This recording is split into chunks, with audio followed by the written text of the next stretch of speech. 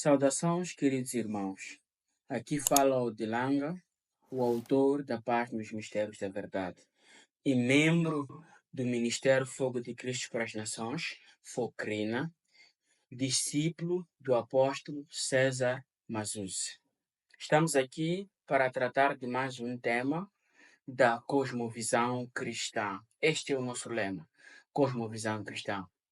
Estamos para tratar de um tema que também tem sido conflito, principalmente para as pessoas que têm sido evangelizadas no nosso seio.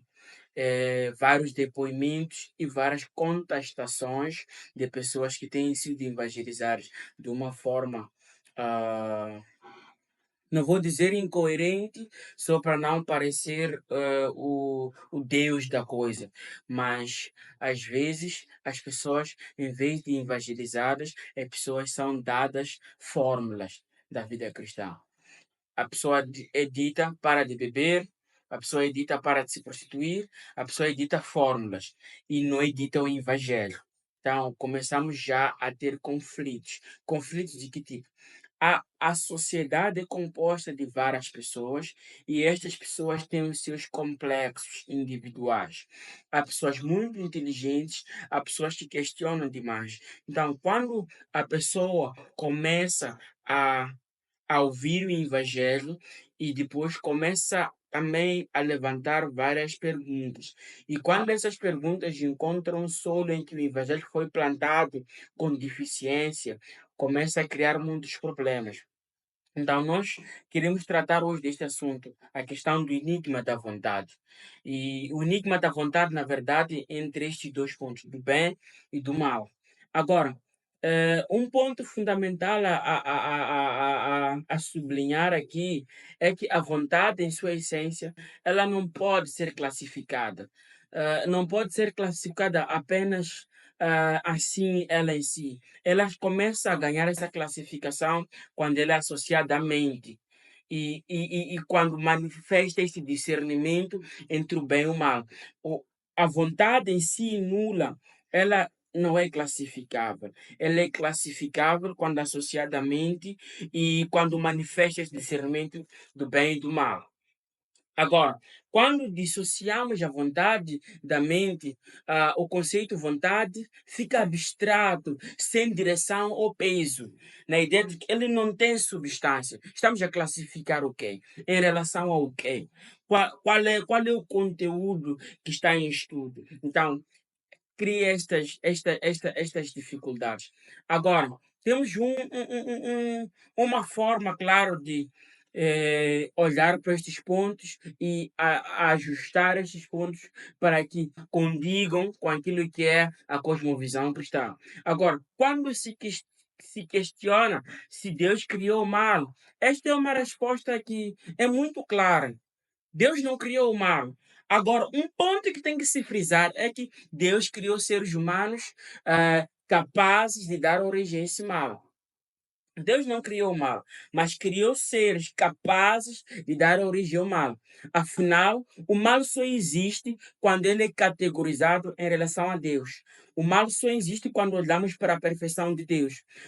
Quando começamos a rotular o mal em relação a Deus, é onde a gente começa a dizer isto aqui é mal, isto aqui é bom. Porque é em relação à perfeição de Deus que nós classificamos a vontade do bem e do mal. É por isso que eu estava a dizer no início deste podcast que, na verdade, a vontade em si, assim só, ela é abstrata. Precisamos de associar a vontade a alguma coisa para que ela ganhe substância. Agora, dizer também, que é um outro equívoco que permeia as pessoas, dizer que Deus criou todas as coisas não torna criador do mal. Porque este é o dilema, na verdade, que acontece no meio de nós. O fato de se assumir que Deus criou todas as coisas acaba se associando ao mal em si como também fruto daquilo que é a criação de Deus. Agora, o mal só é categorizado, ou seja, quando medido contra a perfeição do Criador. Quando nós olhamos para o Criador, os seus atributos, aquilo que é a sua deidade, nós olhamos para Deus, nós começamos a classificar o mal em relação a Ele. O mal, na verdade, existe por causa desta categorização que fazemos em relação ao Senhor, Criador dos céus e da terra.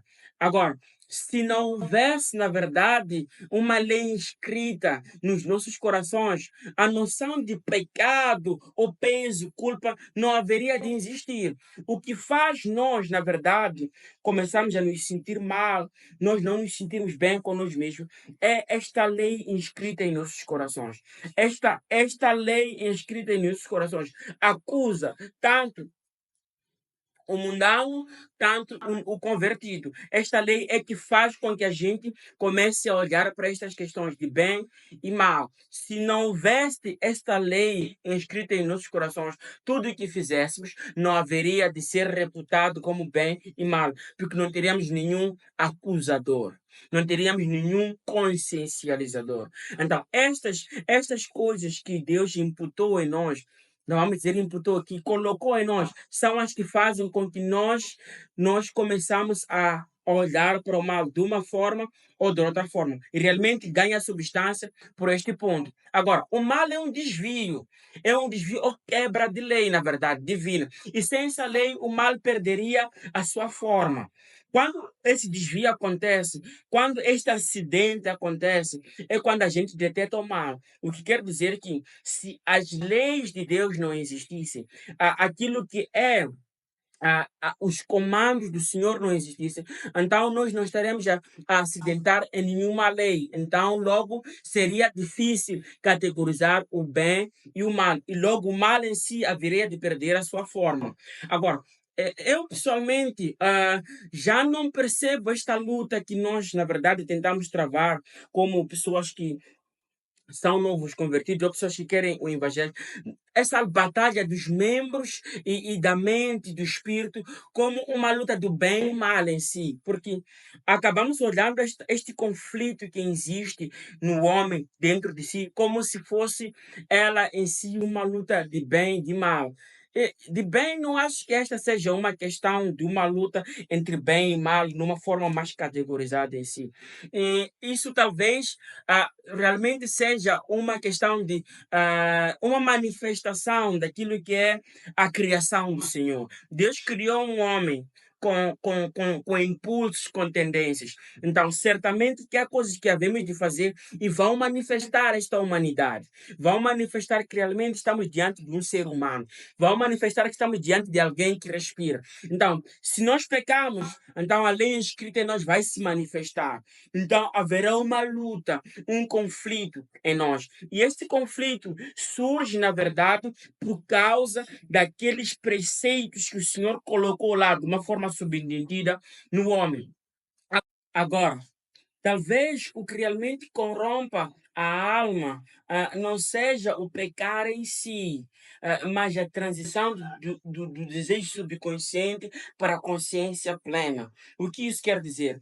Talvez o que faz com que a gente se sinta mal, o que é mal, talvez, até diante dos olhos de Deus, seja a normalização do mal, em que nós já não temos a consciência pesada, em que a lei escrita em nós já não nos acusa, nem o Espírito Santo nos acusa, nem a lei escrita em nós nos acusa, nós estamos à deriva. Então, este subconsciente passa para a consciência plena, passa a fazer parte da identidade da pessoa. Talvez este ponto aqui, na verdade, é que já é aquilo que chamamos de corrupção completa. Então, quando o amor pelo pecado se torna consciente, ele corrompe a pureza da criação original. Então, na verdade, o que pode ser mal, na verdade, é este amor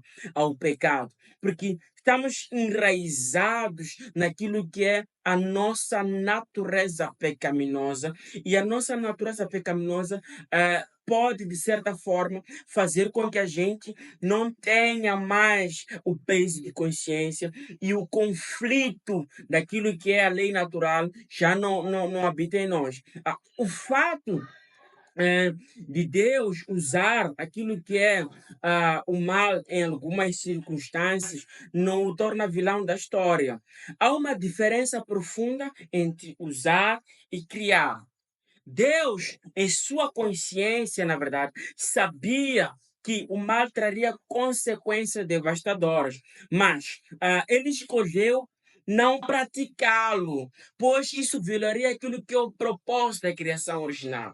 E, diferentemente de nós, Deus tem a capacidade de escolher o bem e o mal. Ele tem essa capacidade, no sentido de ele tem essa independência. Enquanto nós somos calejados, Deus é independente. Então, ele sabia que o mal traria essas questões devastadoras, mas ele escolheu não praticá-lo. Sua omnisciência e seu poder permitem com que ele contorne os imprevistos, algo que nós, humanos, não podemos fazer. Nós não podemos contornar os imprevistos, nós não podemos contornar aquilo que são as coisas que nós não prevemos, porque nós somos humanos e nós estamos sobre uma consciência limitada. Deus, ao criar o homem, sabendo da propensão ao pecado, na verdade, ele poderia ter optado de cancelar a criação do homem, não o criar, porque ele é um ser omnisciente, sabe todas as coisas. Então ele sabia que o pecado poderia trazer essas questões. Ele poderia ter cancelado. Contudo, ele escolheu manter o homem como mas não escolheu manter a ele como um robô. Ele manteve o homem com suas livres escolhas, com suas livres escolhas. Agora, ele não manteve ele como um robô programado, mas como uma criatura que poderia ter esta capacidade de ter livre-arbítrio. Agora, enquanto os homens procuram eliminar suas falhas, seus defeitos, suas coisas que os afastam de Deus, Deus usa essas falcatruas, usa essas quedas em seu plano.